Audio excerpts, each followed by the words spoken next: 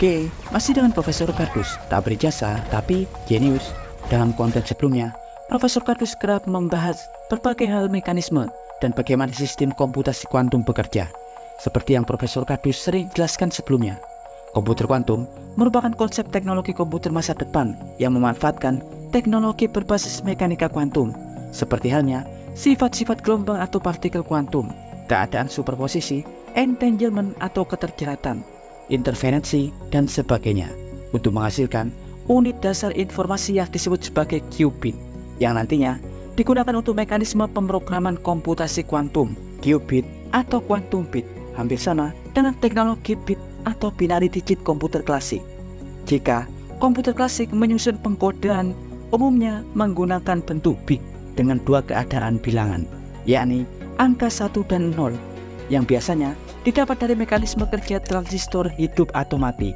Tapi qubit atau bit pada komputer kuantum dibentuk dari mekanisme partikel atau gelombang kuantum yang dapat bekerja dalam keadaan superposisi atau entanglement. Qubit didapat dari berbagai jenis partikel-partikel kuantum seperti halnya foton, elektron, ion yang terperangkap, atom netral, dan lain-lain. Cara kerja qubit jauh lebih kompleks daripada bit klasik. Bit kuantum memiliki mekanisme superposisi yang dapat berada pada berbagai keadaan, sangat berbeda dengan bit klasik yang hanya dapat terbentuk dari dua keadaan saja, 1 atau 0. Bit kuantum dapat mendapatkan probabilitas atau kemungkinan berbagai skema posisi pada saat bersamaan. Karena itu, jika supremasi kuantum atau keunggulan kuantum benar-benar dapat diimplementasikan pada kehidupan nyata, atau advantage kuantum, kecepatan komputer kuantum dalam memproses sistem informasi dan data akan jutaan, bahkan ratusan juta kali lebih dahsyat daripada komputer konvensional. Bagaimana tidak? Dengan menciptakan bentuk pengkodean qubit dalam banyak keadaan secara bersamaan, tentunya sistem pemrograman dapat berjalan lebih cepat dan super akurat.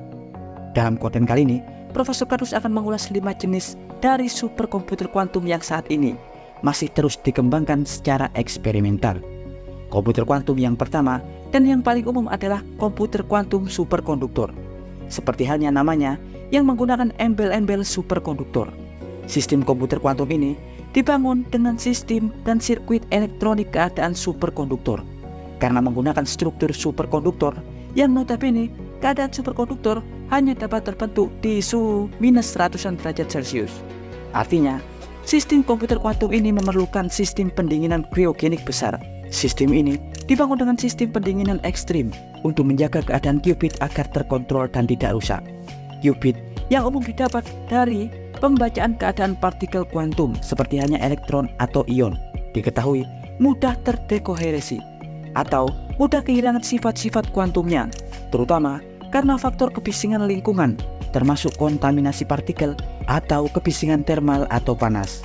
Keadaan panas berlebih dapat mengacaukan sistem qubit, tapi ketika qubit didinginkan dalam material superkonduktor, keadaan qubit lebih dapat terjaga, sehingga sistem dapat menganalisa dan menghitung keadaan pengkodean dengan sempurna.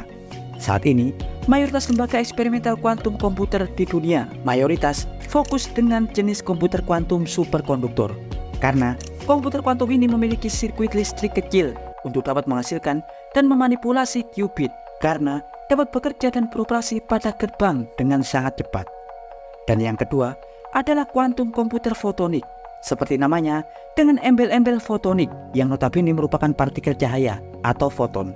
Pastinya, sistem pengkodean jenis komputer kuantum ini memanfaatkan interferensi gelombang partikel cahaya atau foton. Beberapa lembaga eksperimental di dunia juga fokus pada teknologi ini. Penggunaan foton atau partikel dari cahaya juga dapat digunakan untuk menciptakan keadaan qubit yang bekerja pada sistem superposisi dua keadaan. Jika pada jenis komputer kuantum superkonduktor, qubit dipertahankan dalam material superkonduktor yang didinginkan ekstrim. Pada konsep fotonik, qubit diproduksi dari sumber laser atau interferensi cahaya eksternal sebagai pembawa informasi, yang kemudian sinyal-sinyal analog spektrum cahaya atau multiplexing dengan panjang gelombang bervariasi nantinya akan dilewatkan dalam jalur pandu gelombang foton atau jalur sirkuit yang mengakomodasi dan mendistribusikan spektrum cahaya. Pandu gelombang bisa berbentuk serat optik atau sistem lensa, dan lain-lain. Sistem komputer fotonik memiliki beberapa kelebihan dibandingkan dengan teknologi komputer kuantum superkonduktor, seperti kemampuan mengendalikan dekoheresi qubit yang relatif lebih baik, meski tanpa menggunakan pendinginan kriogenik. Interferensi gelombang partikel, foton, jauh lebih mudah untuk dikendalikan daripada qubit superkonduktor, dan dapat menskalakan karakter dan keadaan qubit pada microchips, dapat menginisialisasi qubit ke keadaan fidusia sederhana, dan lain-lain. Tapi, selain berbagai kelebihan, sistem ini juga memiliki kekurangan di mana diketahui foton tidak dapat berinteraksi satu sama lain, yang kerap menghasilkan kegagalan dalam sistem koneksi program. Pada komputer kuantum fotonik, interferensi dan perilaku gelombang foton akan direpresentasikan pada detektor untuk membaca berbagai informasi kuantum yang nantinya akan diolah pada gerbang-gerbang logika kuantum. Dan kemudian yang ketiga adalah kuantum komputer trap ion atau ion yang terjebak. Konsep komputer kuantum ini menggunakan atom-atom molekul dengan muatan listrik bersih yang dikenal sebagai ion, yang nantinya akan diperangkap dan dimanipulasi oleh keadaan medan listrik dan medan magnet. Sistem ini akan menggunakan laser untuk menciptakan keadaan atom individual untuk memperoleh keadaan superposisi dan interferensi, yang nantinya atom-atom individu tersebut akan dijebak dalam ruang 3 dimensi dan dikurung dalam medan listrik dan magnet. Dalam ruang 3 dimensi tersebut terdapat sebuah chips khusus atau biasa disebut sebagai perangkap ion linier yang tersusun dari ratusan elektroda kecil. Gaya elektromagnetik akan menahan ion-ion untuk stay di tempatnya dan terisolasi, yang nantinya akan dibaca keadaan dan perilaku kuantumnya. Namun selama ini, sistem ini hanya dapat menciptakan jumlah qubit yang sangat sedikit. Dan selanjutnya, komputer kuantum atom netral. Teknologi ini hampir sama dengan jenis komputer kuantum ion terperangkap. Namun, perangkap yang digunakan adalah teknologi magneto-optik yang menggunakan pendinginan laser dan medan magnet. Sistem pendinginan atom menggunakan laser akan dapat membaca keadaan kuantum atom netral yang nantinya dapat digunakan sebagai qubit. Kemudian yang terakhir atau yang kelima adalah komputer kuantum resonansi magnetik nuklir.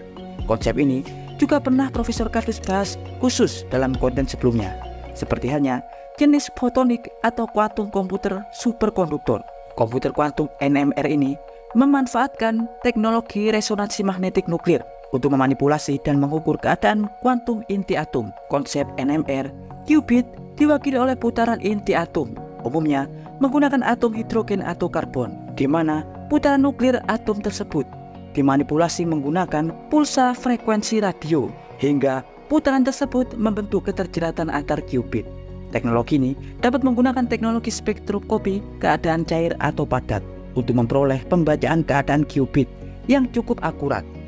Ya, dan berikut informasi dari Profesor Cardus tentang 5 tipe jenis komputer kuantum yang saat ini masih terus dikembangkan untuk komputasi kuantum masa depan. Jangan lupa like, subscribe, dan tekan tombol lonceng di channel Profesor Cardus. Tak berjasa, tapi genius. Profesor Cardus dari Penny Lane Photonic Komputer Kuantum mengabarkan.